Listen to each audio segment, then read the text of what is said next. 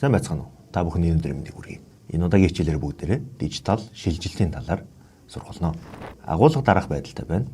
Энэ удаагийнхаа хичээлийг зах зээл дээр илүү hot topic болоод байгаа AI ч гэдэг юм уу, machine learning ч гэдэг юм уу, ийм сэдвүүд рүү хандуулахыг хүссэнгүү илүү анхан шатнаас нэхлээд суурьтай явах зорилготой байна.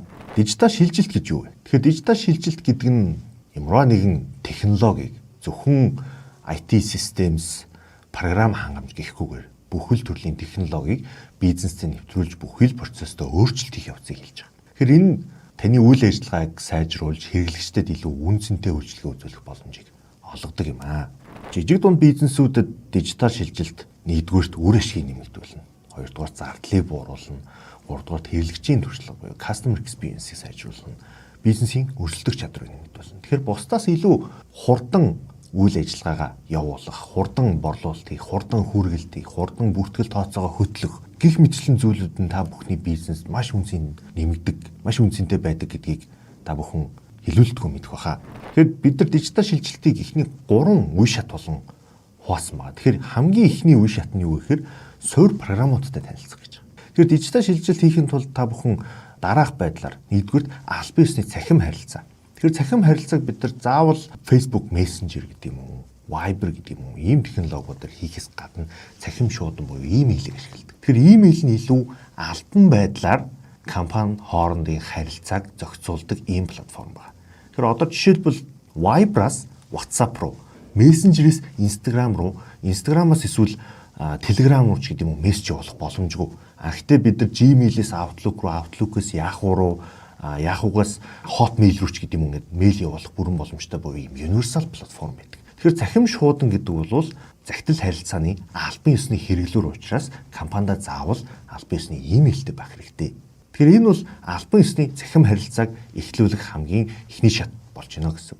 Тэгэхээр таны байгууллага дараах платформуд дээр өөрийн гэсэн компани бүртгэлээ үүсгэсэн компанийнхаа аккаунттай байх юм бол энэ хэсэг дээр юмчсан суурь тавьчлаа гэж ойлгож байна. За дээрэс нь офисын програмууд буюу Word, Excel, PowerPoint. Одоогоор cloud суурьтай програмууд бол нэлээд идэвхтэй нэвтэрч эхэлж байгаа. Тэгэхээр Word, Excel, PowerPoint маань OneDrive-тайгаа ингээд нийлээд cloud буюу та бүхэн заавал ингээд компьютер дээр хадгалах шаардлагагүйгээр интернетээр дамжуулаад энэ програмууд руу хандах бүрэн боломжтой болчихсон байна. Тэгэхээр хэрэглээнүүдийг бол илүү ярихаас илүүтэйгээр энэ програмуудыг эхний ээлжинд суулгаад албан ёсны лицензийг худалдаж аваад ингээд бизнестэй идэвхтэйгээр ашиглах нь хамгийн чухал байна. За дараагийнх нь баримт боловсруулах буюу хүснэгтэн тооцоолол хийх. Тэгэхээр энэ тохиолдолд бид нар санхүүгийн тайлан хэрэг борлуулалт хийсэн, хэрэг зардал гаргаж байгаа, ямар ашигтай ажиллаж байгаа юм бэ гэдэг тооцооллуудыг хүснэгтэн хэлбэрээр хийдэг. Тэгэхээр энэ дээр бол яалтчгүй анхан шатны Excel-ийн хэрэглээ бол бидэрт байх шаардлагатай. Тэгэхээр баримт боловсруулахад Microsoft Excel гэдэг програм бол анхан шатанда бүх таны функцийг бол хийж чаднаа. Тэгэхээр дараагийн ээлжинд бол танилцуулга бэлтгэх гэсэн юм хэсэг байгаа. Тэгэхээр танилцуулгыг бол илүү PowerPoint, Canva гэх мэтчлэн програмууд дээр хийдэг. За дараагийнх нь cloud storage буюу файлын менежмент. Тэгэхээр компани үйл ажиллагаагаа явуулах явцад маш их файл бидэнд үүсдэг тийм. Тэгэхээр энэ файлуудыг зөвхөн нэг компьютерт хадгалах нь аюултай.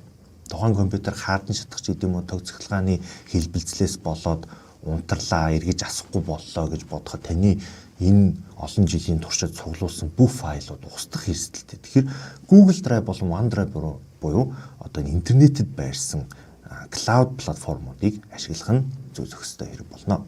Хамгийн чухал давуу тал нь юу үүсэж байгаа вэ гэхээр танаа багийн гишүүд энэ cloud платформ дээр илүү олон гишүүдийг оролцуулаад collaborate хийх буюу нэг документ дээр зэрэг ажиллах боломжтой болчихж байгаа. Тэгэхээр энэ нь өөрөө үйл ажиллагааны үр ашгийг маш сайн нэмэгдүүлж өгдөг. Хуучин cloud платформ гарч ирэхээс өмнө нэг хүн файл дээр ажиллаад дараагийнхаа хүн рүү явуулаад тэр хүн маань дахиад ажиллаад буцаж явуулаад ч гэдэг юм те. Иймэрхүү байдлаар ингээд маш их наашаа цаашаа ингээд харилцаа явдаг байсан бол одоо бол үгүй маш үр ашигтай болчихсон байна. Тэгэхээр онлайн баримтууд дээр ингэж хамтран collaborate хийж ажиллах нь бол эхний юм суурь одоо тавьж гинэ гэсэн санаа. Тэгэхээр эдгээрийг та бүхэн хэрхэн суралцах вэ гэж сонирхож иж магадгүй. Энэ бол одоо маш амархан болчихсон. Тэгэхээр Монголд Microsoft-ийн албан ёсны партнерууд ороод ирчихсэн. лицензийг худалдаж авч болно. За Google болон Microsoft-ийн одоо үнэгүй ийм түвшний програмууд бол олон нийтэд бол нээлттэй байгаа. Тэгэхээр та дуртай үедээ Microsoft-ийн сайт руу, Google-ийн сайт руу ороод бүртгэлээ үүсгээд Google дараа OneDrive ашиглах боломжтой. Тэгэхээр яг их файлтай болоод ирвэл жоохон төлбөрийн асуудал яригдах байх. За ингээд хэдүүлээ эхний шат буюу суурьа тавьчлаа. Дараа нь яг хоёрдугаар шат бизнесийн үйл ажиллагаа аль болох захимжуулна. Энэ үе шатанд манай компани хэмжээний орлого олохгүй байж болно. Тэгэхээр энэ үе шатнд гол нь cost effective буюу хямд өртгөөр functional ийм програмуудыг ашиглах, functional технологиудыг ашиглах ийм боломжийг та бүхэн өөрсөн дээрээ нээх шаардлагатай. Тэгэхээр суурьа тавьсан. Одоо бол бид нар Excel дээрхээс илүүтэйгээр санхүүгийн програм ашиглаж эхэлцгээе гэж бодох хэрэгтэй. Тэгэхээр e-баримт гэдэг програм маань өөрөө эхлээд санхүүгийн функц үзтэй болоод эхэлчихсэн. Одоо маш эрчимтэй хөгжүүлэлтүүд явж байгаа. Та бүхэн e-баримтаар хэмжлэх явуулж болно, зөрүүлээ төлбөрөө авч болно, төлбөрөө суулгуулж болно. За e-баримт маань өөрөө банкны системүүдтэй холбогдсон учраас банкаараа дамжуулаад нөгөө тал маань Q-Payer-ч гэдэг юм уу те төлбөр тооцоогоо их бүрэн боломжтой болчихсон. Тэгэхээр e-баримтаа маш сайн ашиглана эхний шатнд. За дараа нь одоо Baz, Smart Logic, Diamond, Dynsoft гэдэг санхүүгийн зохицуулах хорооноос албан ёсны тусгай зөвшөөрлөлтөй санхүүгийн програм байгаа. Тэгэхээр энэ програмуудыг ашиглаж сурна. За биел тооцоогоо хөтлөх өөр дижитал боломжууд маш олон байгаа. Хамгийн наад зах юм боломж нь ихэд Microsoft. Microsoft-тэй Power Platform эсвэл Power Apps, Power Automate гэсэн ийм одоо функцүүд бол нэмэгдээд гараад ирчихсэн байна. Тэгэхээр эдгээрийг ашиглаад илүү юм хялбар байдлаар тухайн нэг Google Form, Microsoft Form үүсгдэг ч юм уу, формоо явуулаад форм бөглчих юм бол захиалга баталгаажуулдаг ч гэдэг юм те. Иймэрхүү хялбар байдлаар бизнесийн үйл ажиллагаа захимжуулах хэрэгтэй. Та заавал мессенжер, чатаар тийм захиалга авах шаардлагагүй. Энгийн нэг юм форм одоо хүмүүст QR болгож шеэрлдэг ч юм уу. Иймэрхүү байдлаар төлбөр тооцоогоо хөнгөвчилж болно. Дараагийн ээлжин захим худалдаа ба дижитал төлбөр. Facebook, Instagram орвол хангалттай борлуулалт манай бизнесүүд хийж байгаа гэж бодож байна. QR төлбөр буюу Q-Pay өөрийнхөө дансыг Q-Pay байдлаар код болгоод ашиглах. За мөн мобайл банкны боломжуудыг бүрэн гүйцэд нэвтрүүлэх хэрэгтэй. За харилцагчийн удирдлага буюу компанийнхаа потенциал харилцагчдыг бүгднгийн жагсаалт болгон Excel дээр энгийн байдлаар ингээд хөтлж эхлэх хэрэгтэй. Энэ харилцагчд руу бид нар хэдий хэр хэмжээний борлуулалт хийдгийг манай топ 5 харилцагч хин бэ? Эдгээр харилцагчид маань жилийн 12 сарын яг аль саруудад нь манайхаас одоо илүү идэвхтэй худалдаа авалтуудаа хийдэг юм бэ гэсэн ийм наад захын одоо мэдээллүүдийг цуглуулж хадгалаад за дээрэс нь анализ хийх боломжоор өөрсдөө хангах шаардлагатай. Тэгэхээр энэ бол бидний одоо 2 дугаар шат бизнесийн үйл ажиллагаагаа захимжуулах байна. 3 дугаар шатанд илүү үр ашигтай ажиллана. Тэгэхээр үр ашигтай ажиллах хамгийн одоо наад захын боломжийг автоматжуулалт бий болгодог гэсэн. Тэгэхээр Google Form, Google Sheet эсвэл Microsoft Form ашиглаад автоматар бүртгэл хийх. Танай компани одоо бүтээгдэхүүн үйлчилгээний мэдээллийг авахыг хүсвэл энэ формыг бөглөөр имэйлийг нь цуглуулж авах. За бизнес процессын хялбар ийм автоматжуулалтыг бол хялбархан үнэгүй шүү хэрэгслүүд ашиглаад хийх боломжтой байна. За маркетинг болон сошиал медиа. Тэгэхээр Facebook бол Монголд бол хэрэглээнд нэвтэрчихсэн.